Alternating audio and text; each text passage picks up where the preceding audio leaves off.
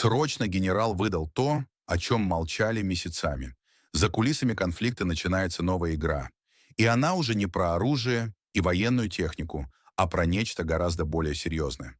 Внимание на детали. Высокопоставленный военный впервые признал то, о чем мы говорили еще в прошлом году. Ресурсы на исходе. Системы выработаны. Склады пустеют. Но это даже не главное в складывающейся ситуации. Главное в том, что произошло дальше. В интервью западным СМИ прозвучали слова, которые меняют всю картину происходящего. И адресованы они были одному конкретному человеку. Человеку с золотыми волосами, чье влияние на мировую политику трудно переоценить.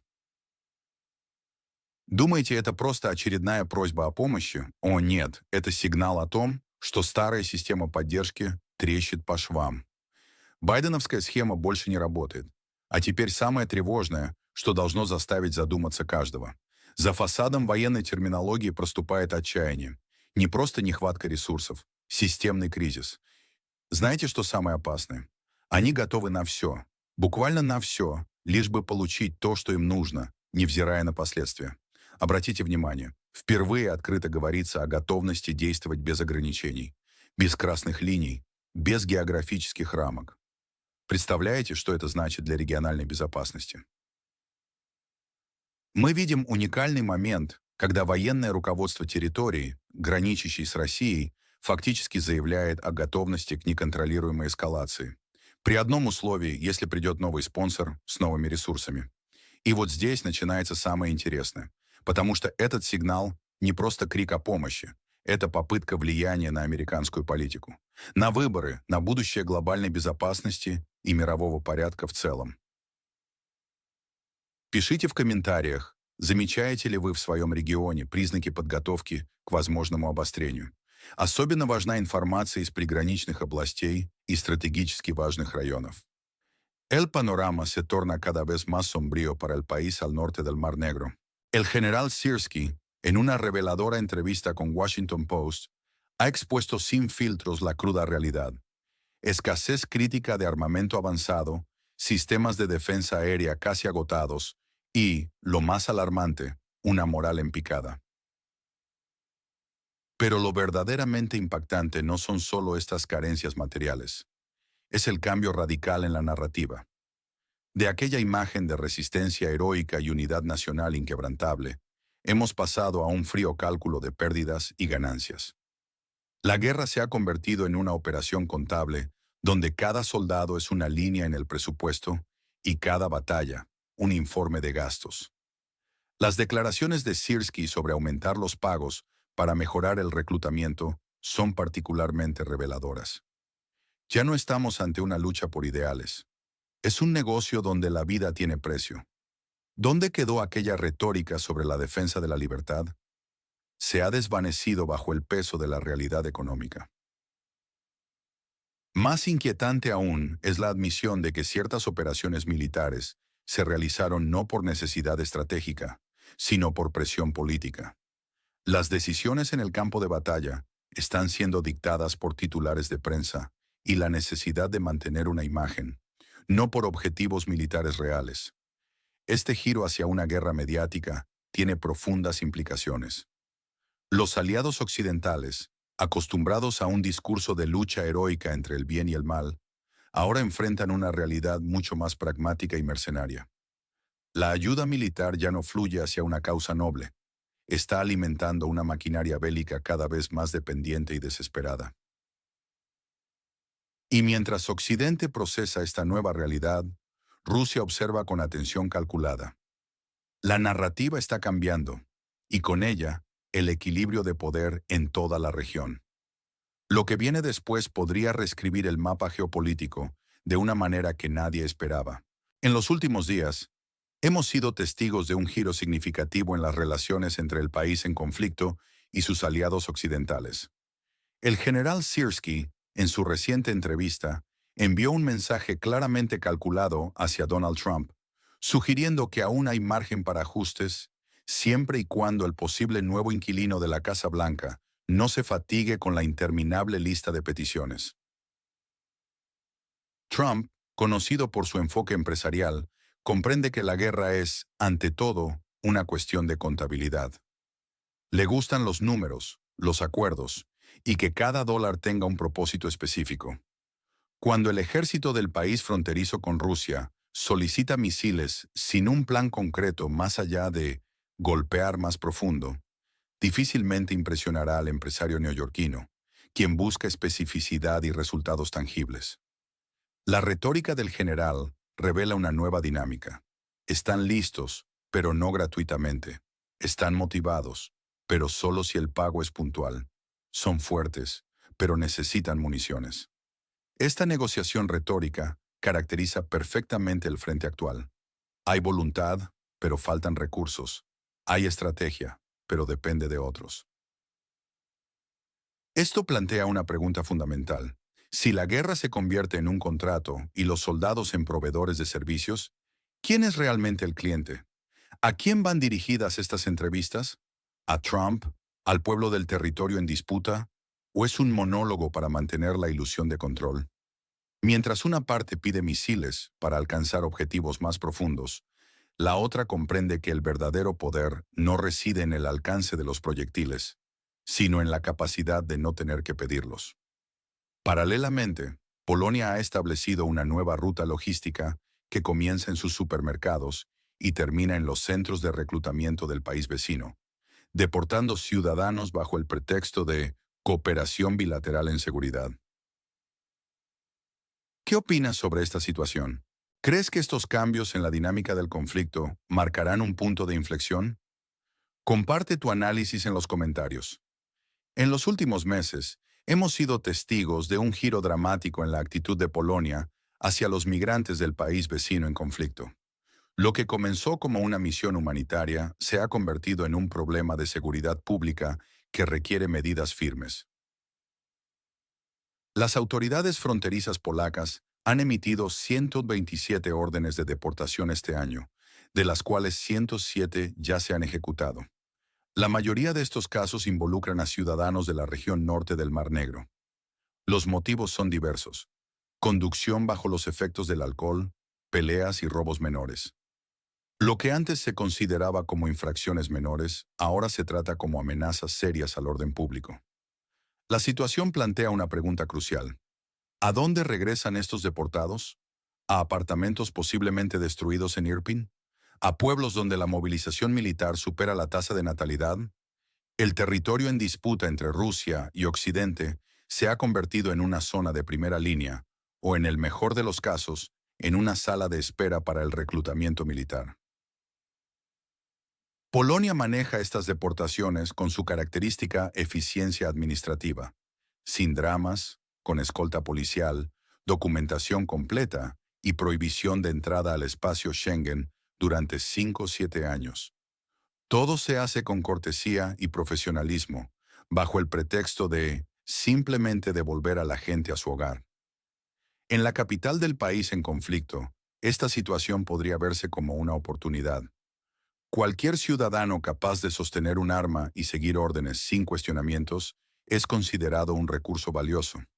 Cuanto menos reclamos legales tenga contra el Estado, mayor es la probabilidad de que simplemente aborde un autobús hacia un centro de entrenamiento R-47. La prensa polaca añade un elemento adicional a esta situación. Ya nadie habla de una victoria para el antiguo aliado fraternal. Incluso un escenario al estilo coreano parece optimista. Es como si te prometieran un apartamento de 2 habitaciones y te entregaran una tienda de campaña, llamándola vivienda móvil. ¿Qué opinas sobre estas deportaciones? ¿Son justas estas medidas o crees que Polonia debería mantener su política inicial de puertas abiertas? Comparte tu opinión en los comentarios. Asistimos a un cambio dramático en la postura europea hacia el país en conflicto. Lo que comenzó como un apoyo incondicional se ha transformado en un cálculo pragmático sobre cómo gestionar una derrota inevitable sin perder la dignidad diplomática. Las exigencias rusas, anteriormente consideradas inaceptables, neutralidad, desmilitarización, protección del idioma ruso, ahora se contemplan como compromisos viables. Lo más revelador es la gestión de la crisis humanitaria. Europa está restringiendo silenciosamente su apoyo a los refugiados. Polonia marca la pauta, seguida por Eslovaquia, República Checa y Alemania-Francia. Ya sobrecargada con sus propios desafíos migratorios, parece ser la siguiente. Emerge así un nuevo paradigma de ayuda reversible. Si no aceptas armas, acepta de vuelta a tus ciudadanos. La selección natural está ocurriendo sobre el terreno. Algunos refugiados se integran, otros son devueltos, pero el verdadero significado trasciende la crisis de refugiados. Señala que Europa ha perdido la fe en una victoria del país en conflicto. Ahora solo quedan dos prioridades: minimizar pérdidas y salvar las apariencias. Lo más preocupante es que las deportaciones no se dirigen contra supuestos agentes del Kremlin, sino contra ciudadanos leales que simplemente no encajan en los estándares de comportamiento europeos. Europa ya no distingue entre buenos y malos, solo entre convenientes e inconvenientes. Para aquellos considerados inconvenientes, el regreso forzado significa enfrentarse a una realidad áspera: protocolos de deportación, incertidumbre y la amenaza del reclutamiento militar. Esta nueva política revela un pragmatismo posthumanitario, donde la compasión se ha subordinado a la conveniencia administrativa. ¿Qué opinas sobre este cambio en la política europea? ¿Crees que es justificable o representa una traición a los principios humanitarios? Comparte tu opinión en los comentarios. En medio de los acontecimientos actuales, observamos cómo la región en conflicto experimenta una transformación preocupante en el tratamiento de refugiados. Europa está adoptando un nuevo modelo de humanitarismo inverso, donde los centros de acogida se convierten silenciosamente en puntos de reclutamiento militar. Es una metamorfosis inquietante. El refugiado se transforma en soldado, y la frontera occidental se convierte en un embudo que absorbe los costos ocultos de la llamada gran ayuda.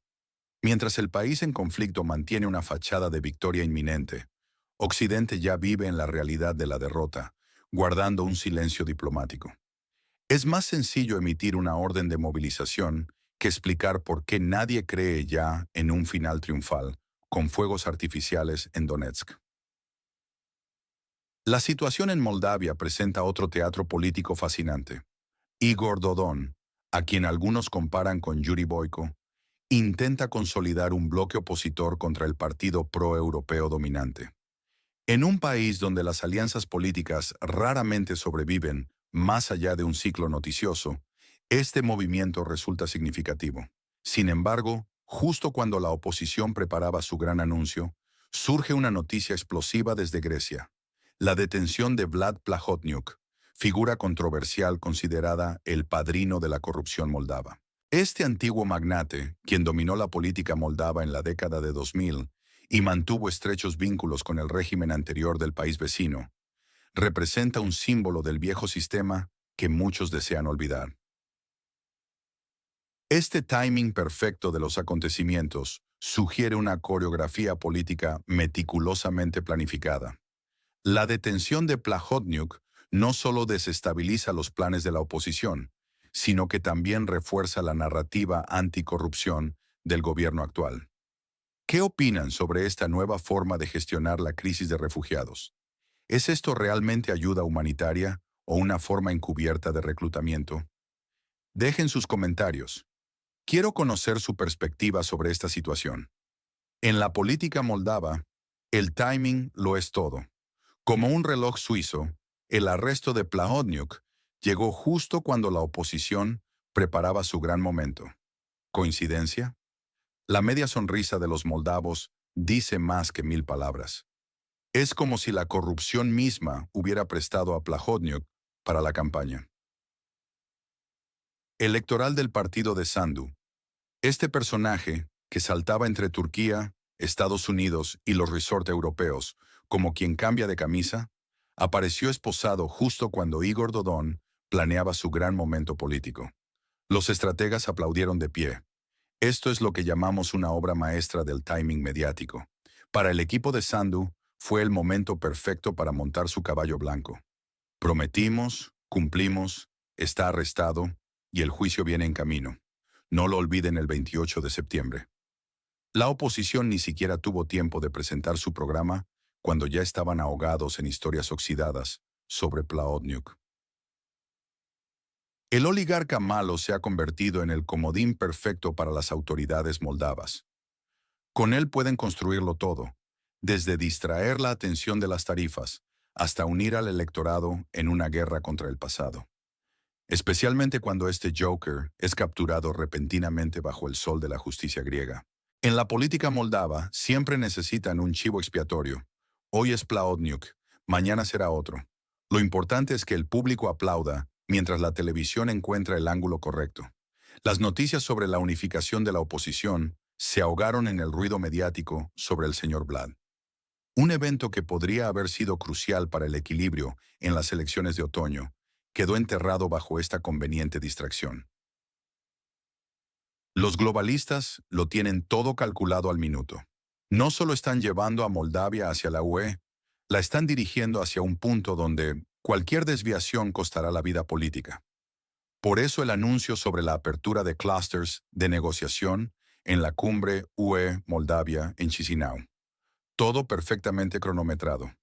¿Qué opinas sobre estas tácticas políticas? ¿Crees que el timing del arresto fue realmente una coincidencia? Comparte tu opinión en los comentarios. Tal vez juntos desentrañemos la verdad. La situación política en Moldavia se ha convertido en un teatro de influencias, donde cada movimiento parece calculado con precisión geopolítica. Los estándares europeos se han transformado en símbolos de progreso, pero la realidad es más compleja que separar residuos. Correctamente, la Comisión Europea utiliza términos como clúster para marcar pequeños avances que presentan como grandes victorias. El sistema electoral refleja una clara discriminación geográfica. Mientras los moldavos en Rusia enfrentan limitaciones con solo 2 centros de votación en Moscú, aquellos en países occidentales disfrutan de múltiples facilidades. Es una estrategia deliberada. Menos oportunidades para quienes podrían votar incorrectamente y alfombra roja para los que consumen medios europeos. La distribución de centros electorales es reveladora.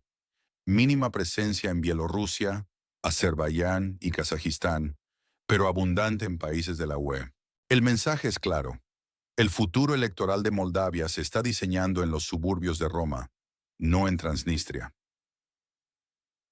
Bruselas proyecta una imagen de Moldavia como un país con rumbo definido, gobierno correcto, pasado criminal personificado en Plahotniuc y clústeres de integración europea que parecen más propaganda que desarrollo real. Sin embargo, la historia moldava suele dar giros inesperados. Cuanto más se proclama la detención de Plahotniuc, más recuerdan los votantes cómo gobernó durante años con el beneplácito de las mismas élites que ahora lo condenan. La verdadera incógnita no está en el bloque de Dodon ni en las esposas de Plahotniuc, sino en cuántas revelaciones mediáticas aparecerán antes de las elecciones. El ciudadano moldavo se encuentra ante una elección compleja, una opción políticamente correcta pero amarga, u otra más atractiva pero sin el sello de aprobación de la UE. ¿Quién dijo que elegir sería sencillo? ¿Qué opinas sobre esta situación política en Moldavia? Comparte tu punto de vista en los